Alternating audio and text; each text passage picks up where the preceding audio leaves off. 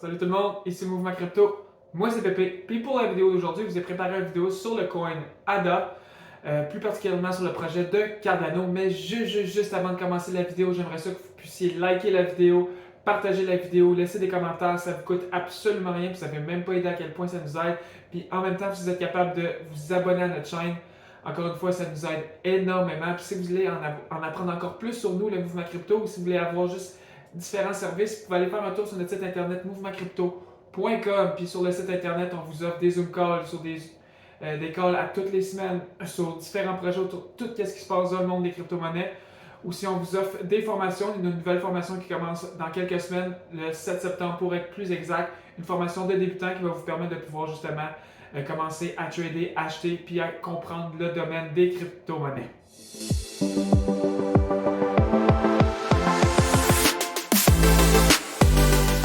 Fait que pour commencer, Cardano a été créé par Charles Hoskinson, un des cofondateurs de Ethereum, qui a décidé de quitter le projet justement parce qu'il avait eu une chicane avec le créateur lui-même de Ethereum.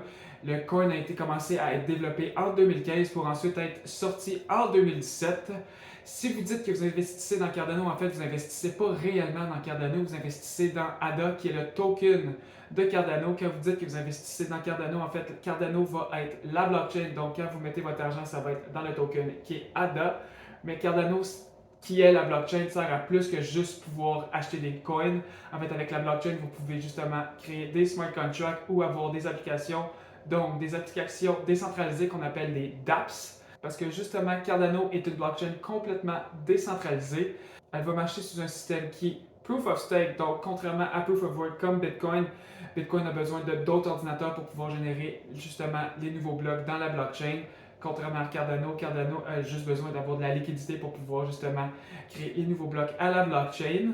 Puis contrairement à Ethereum, Cardano va avoir un maximum de tokens disponibles sur le marché. Le maximum de tokens qu'il va avoir sur le marché va être de 45 milliards. Si je ne me trompe pas, en ce moment, il y a environ 31 milliards de tokens qui sont sur le marché. C'est un peu le même principe que Bitcoin si on en regarde ça comme ça, parce que Bitcoin va avoir jamais plus que 21 millions. Donc, c'est un coin qui est complètement anti-inflationnaire. C'est une des raisons pourquoi moi je trouve vraiment intéressante de pouvoir justement acheter des Cardano quand on essaie de diversifier un peu nos portefeuilles. Si je rentre dans les trucs un petit peu plus compliqués, en fait, le fonctionnement de la blockchain, parce que même si c'est une blockchain qui est Proof of Stake, il y a plusieurs blockchains aujourd'hui qui sont Proof of Stake. Justement, Ethereum, dans quelques semaines, va devenir une blockchain qui est Proof of Stake. Cardano est une blockchain qui est Proof of Stake. Vous pouvez avoir Solana, plusieurs autres blockchains si vous voulez. Le fonctionnement de Cardano va être différent un peu que toutes les autres blockchains qui sont Proof of Stake. En fait, le fonctionnement va s'appeler la blockchain Ouroboros. Je ne vous expliquerai pas exactement c'est quoi les différences de la blockchain Ouroboros de Cardano parce que ça rentre dans des termes un petit peu plus complexes. Puis, en fait, je veux que vous compreniez, puis je veux que vous trouviez le projet intéressant, peut-être même aussi intéressant que moi je trouve. La blockchain va être un petit peu plus rapide que Bitcoin ou Ethereum. Si on compare les blockchains, Bitcoin va être capable de pouvoir faire environ 4 à 5 transactions secondes. Ethereum, en ce moment, si je ne me trompe pas, est environ 15 transactions secondes. Je ne sais pas si ça va augmenter avec le merge, je ne me suis pas renseigné. Et Cardano serait capable de faire jusqu'à 250 transactions par seconde, mais avec les updates qui sont futurement annoncés dans le projet de Cardano, Cardano pourrait aller faire jusqu'à 1 million de transactions par seconde. Ça va même tout ce qui est les transactions de Visa ou même Mastercard au monde. Ça va être un système ultra rapide. C'est quelque chose que justement, moi, qui m'intéresse beaucoup pour tout ce qui va avoir rapport avec le scaling du projet. Si je peux rentrer dans quelque chose d'un petit peu plus technique, le développement de la blockchain de Cardano va se faire en 2 étapes.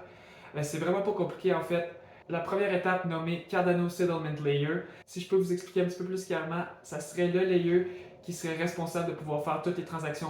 Donc, juste de pouvoir envoyer des fonds d'un portefeuille à un autre. Et pour la deuxième étape, qui est le Cardano Computer Layer, la deuxième étape serait en fait les règles responsables de pouvoir faire une transaction sur la blockchain. Donc, ça pourrait être n'importe quoi, que ce soit l'identification pour la transaction, que ce soit n'importe quelle règle. C'est l'étape, en fait, c'est le layer dans la blockchain qui est responsable de pouvoir créer les smart contracts et donc rendre la blockchain sécuritaire.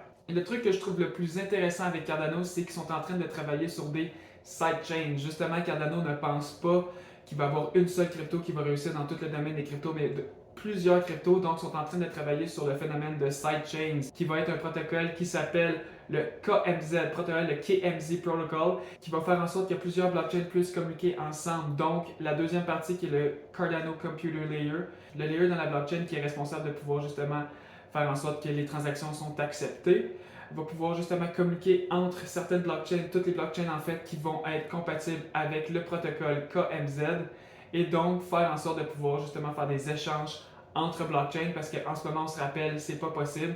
C'est pour ça qu'on dit de toujours faire vos recherches parce que des fois il y a du monde qui vont vouloir échanger des bitcoins ou envoyer des bitcoins sur un réseau Ethereum, puis c'est pas possible, puis il y a du monde qui perd beaucoup d'argent à cause de ça.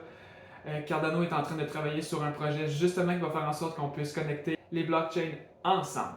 Puis si je peux me permettre de mettre mon petit grain de sel à la fin, quand que je disais que justement Cardano était mis sur deux layers, en fait qui est développé sur deux parties.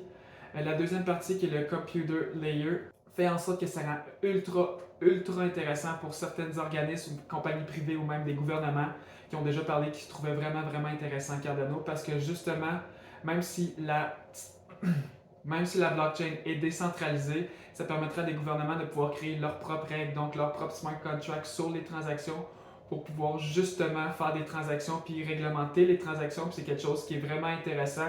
C'est pour ça que c'est une des raisons pour laquelle moi j'aime beaucoup Cardano, surtout sur l'investissement à long terme parce que les réglementations sur les cryptos ne sont pas encore faites. C'est quelque chose que les gouvernements vont travailler dessus. De plus en plus qu'on va arriver avec un futur qui va se rapprocher d'un futur avec le plus de crypto-monnaies possible. Donc, c'est pourquoi personnellement j'aime beaucoup Cardano. C'est pour le phénomène que tu sois capable d'aller chercher certaines règles pour faire des transactions et le fait de pouvoir justement communiquer d'une blockchain à une autre rend le projet super intéressant pour moi. Puis c'est un projet qui est là depuis des années avec un super bon fondateur. Ils sont tout le temps en train de faire des updates. Donc, ça pourrait peut-être être un coin que vous voulez ajouter dans votre portfolio. Donc, ce serait tout pour les informations que j'ai sur la vidéo d'aujourd'hui. J'espère que vous avez trouvé ça intéressant.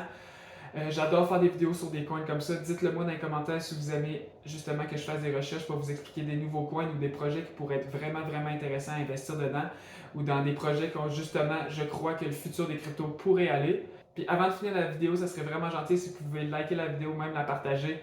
Abonnez-vous à notre chaîne, ça ne vous coûte absolument rien, puis nous autres, ça nous aide énormément beaucoup. Puis si vous avez plus de questions, vous voulez avoir accès à nos services, allez faire un tour sur notre site internet www.mouvementcrypto.com. Ciao, à la prochaine!